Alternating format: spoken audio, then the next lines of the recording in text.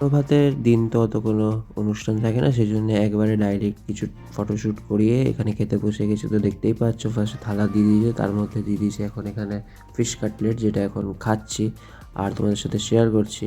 আমি এরকম ফিশ মশলা মাছ, যেটাকে বলে ফিশ কাটলেট ঠিক না, মশলা মাছ টাইপের, এই মশলা মাছ খেতে আমার জাস্ট অপূর্ব লাগে। আমার যে কোনো ফিশ কাটলেট বলো, যেমন কবিরাজি বলো, ফিশ কাটলেট আর মশলা মাছ, এটাই আমি মাছটা বেশি প্রেফার করি।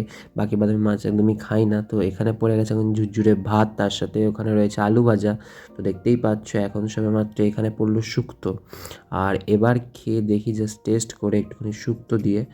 তো আমি শুক্তো খেতে পছন্দ করি, এই একমাত্র রেসিপি যেটা আমি তেতো হওয়া সত্ত্বেও খেতে ভালোবাসি। বাকি বাদামি উচ্ছে করলা কিছু খাই না, সবার নিজস্ব চয়েস থাকে। কিছু কিছু খাই বাট খুব কম। তো এখন শুক্তোটা খেয়ে দেখছি আমি কেমন লাগছে, আর তার সাথে একটুখানি সব, আমি এই কম্বাইন করা রোগটা যে আমার কবে ছাড়বে আমি জানি না।